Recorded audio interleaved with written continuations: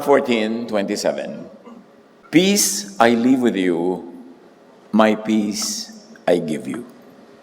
Yan ang regalo ng Panginoong Hesus sa sangkatauhan sa bawat nilalang na siya namang dapat ding handog ng church, ng religion sa bawat isa na nananalig.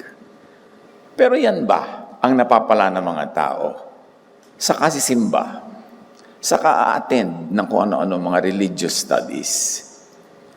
Jesus gives peace, but does and can the Christian church really give people? Lahat niyan dyan.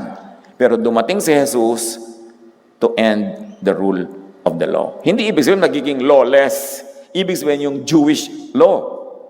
To grow into Jesusness, the church must extract pure Jesusness from so-called Christianity, which is a confusing and troubling mix of grace and law, love and judgment, of peace and fear or trouble, of Jesus and the teachers of the law and Pharisees. Kaya kailangan gumamit ng Jesus filter, yung lagi nating sinasadya. Kakausig ng budhi, or kung nagkukulang ka, huwag kang pausig kasi alalahanin mo that Jesus already cleanses you and saves you by faith. It's not your performance that gives you a good standing, but your faith in the good performance of Jesus.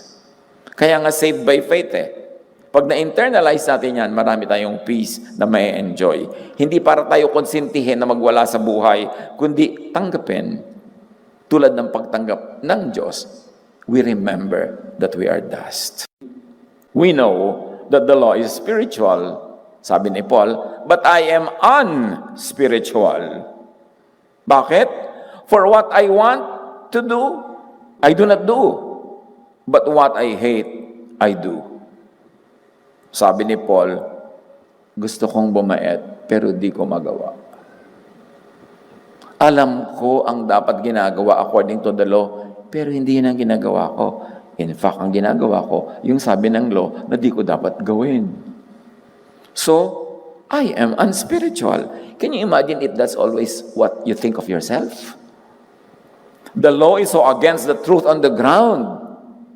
The law is so against nature of humans, very unrealistic. The law does not remember that we are dust. But God remembers that we are dust. So alam mo na yung hindi lahat ng law ay galing sa Diyos, or meron man, pero specific time, audience, and place, and situation lang yan applicable. The law expects and demands impossible, robotic perfection. Kaya marami mga tao, relihiyoso, nagiging almost robotic. Lahat ng makikita siya, it's a sin, it's a sin, it's a sin. Hindi ko lang makopya yung boses ng robot ko, kaya mag-imagine dyan. So, the law ensures human failure. Therefore, need for sacrifices, therefore, need for priests and intercessors. So, you can imagine kung ba't gustong-gusto ng templo ang issue of sin. Dumadami ang offering. Nagiging relevant yung religious leaders.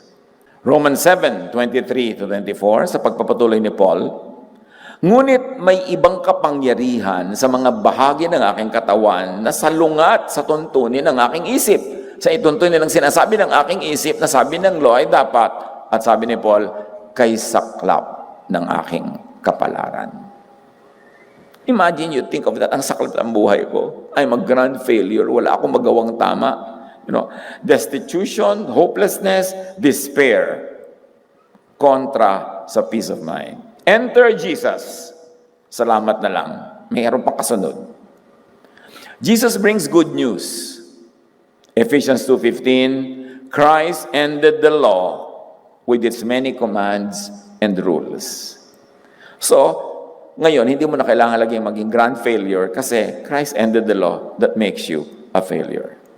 Jesus ended the law by doing two ways. Doing it two ways. One, Jesus fulfilled the law by technically satisfying in and by His body its demand of blood sacrifice. The law always demands sacrifice for sin. How did Jesus end the law? By sacrificing Himself as payment for all sins of all time in all places. So, inend niya yung law by satisfying it. Law, gusto mo ng blood. O sige, I'm giving my blood. Satisfied, tapos na, bayad na ang lahat. That's one. Jesus also ended the law another way. By interpreting and applying it through the filter of love that the Father had sent Him to do. So pag sinabing Jesus fulfilled the law, one, He followed the requirements of sacrifice, and two, He reinterpreted and fulfilled the law in the loving way that the Father sent Him to do. Jesus did not fulfill the law in exactly the same way the Jewish religious leaders had and wanted it fulfilled. Kaya pagka yung ba, nagsasabi, di ba Jesus fulfilled the law? Oo, pero hindi niya ginawa yung fulfill in exactly the same way that the Pharisees had them wanted to be fulfilled. Iba ang pag-fulfill niya. Paano niya finulfill ang law of Sabbath?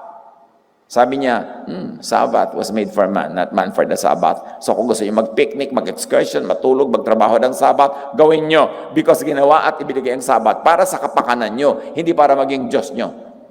Yun ang pag-fulfill niya. The same and exact way ba ng pag-fulfill ng mga Jews? No, the opposite pa nga. Paano finulfill ni Jesus ang mga laws on diet? Sinabi niya, it's not important what gets into the mouth, but what gets out of it. So kainin niyo kung anong gusto niyo. Of course, technically, pwede kang clinically makakain ng marumi, pero hindi parurumihin nun ng espiritu mo, tulad ng ipinapaniwala ng mga maraming Pharisees na nakakadumi ng espiritu at kaluluwa ang kung ano-anong mga pagkain. So, ang pag-fulfill ni Jesus ng law, gusto kong i-emphasize, hindi sa pagsunod dito in the usual pagsunod ng mga Pharisees. Binaligtad pa nga niya, tinanggalan niya ng kamandag, tinanggalan niya yung pangil ng law para hindi ka masakmal, makagat at malason.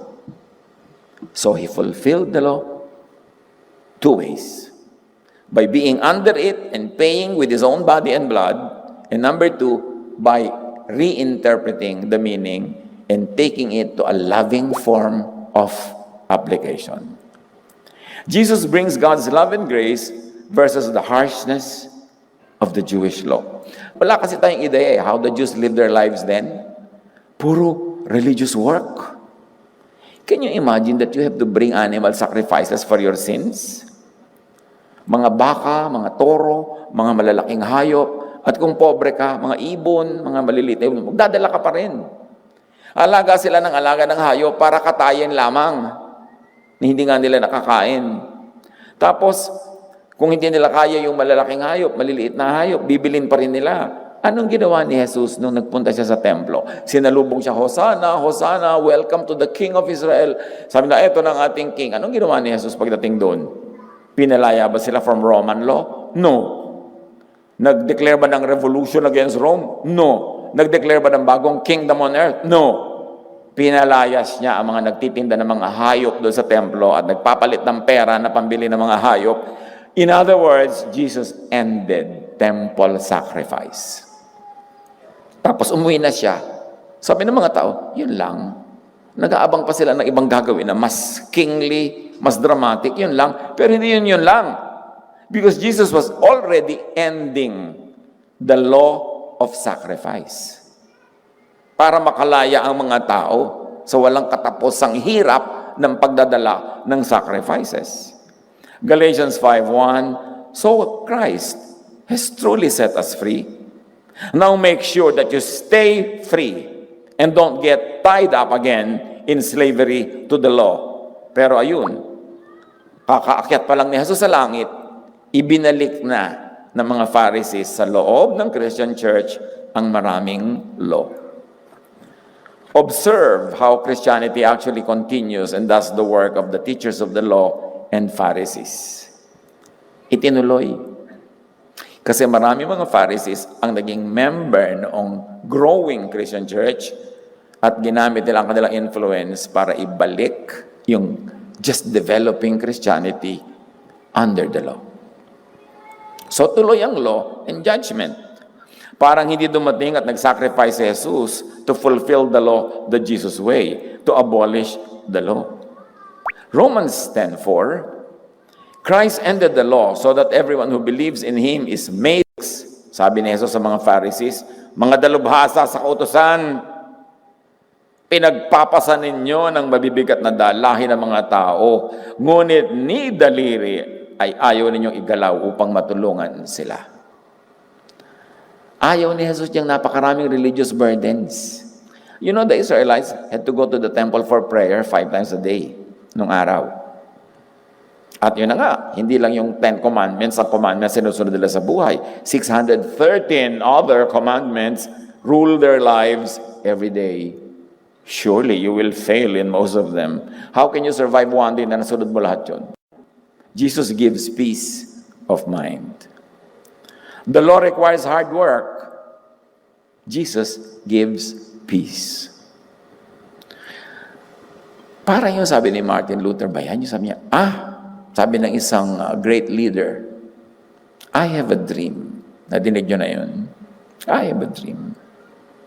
Tayo lahat may dream. Kung ang dream natin, what if by God's love and grace given through Jesus, people change their thought of themselves from sinful to righteous by faith? Halimbawa, lahat ng iniisip tungkol sa kapwa, sabi niya, sinful siya, pero papalitan natin righteous by faith yan, kasi may faith kay Jesus. Ako din, sinful, imperfect, pero in the eyes of God, I am righteous by faith. What if we change our mind into that? Sapagkat si Kristo ang kaganapan ng kautusan, sinasabi yan sa Romans 10:4, upang ituring na matuwid ng Diyos ang sinumang sumasampalataya sa Kanya. What if we thought of ourselves that way? And of others too? What if the church helped people change their thoughts of themselves from bad to good in the eyes of God? From guilty to not guilty as justified in the court of God, where Jesus is our defense attorney. What if we change our mind from thinking of ourselves as distant from and hated by God to close to and super loved by God? Won't it change the way you look at life?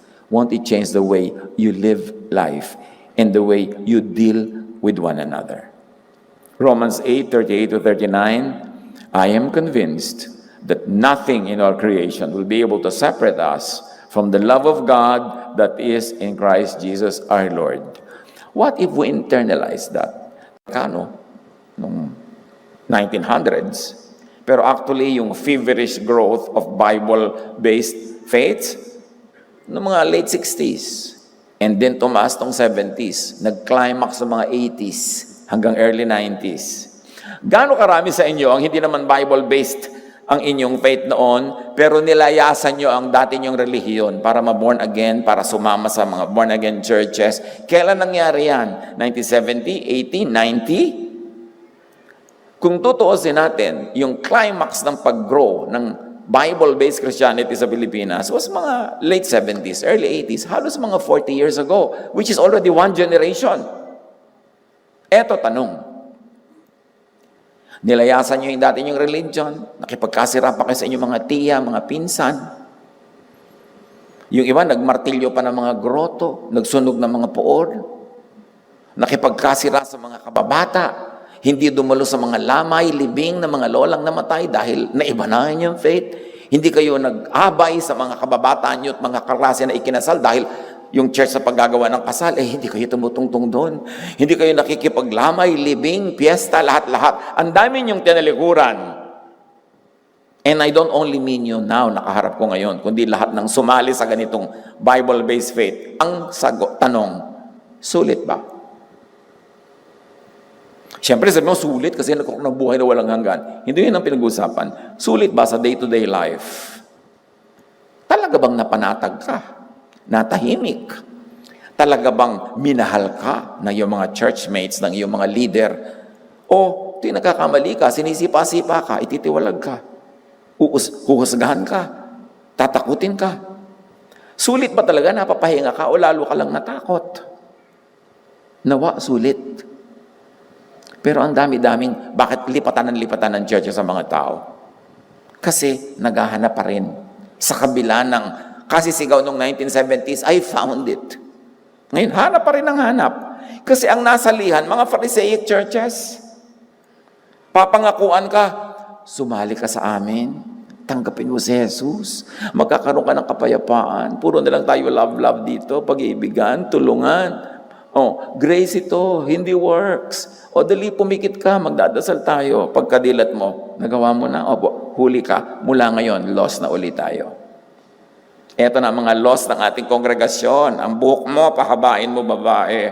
Lalaki, paiksiin mo ang buhok mo. Itong pwede mong isuot, itong pwedeng kulay mo sa buhok, itong pwede mong puntahan, hindi mo pwedeng kainin. Bumalik ka lang sa law. Tapos tight ka pa ng tight. Nalugi ka. Dapat nga nung araw walang tight.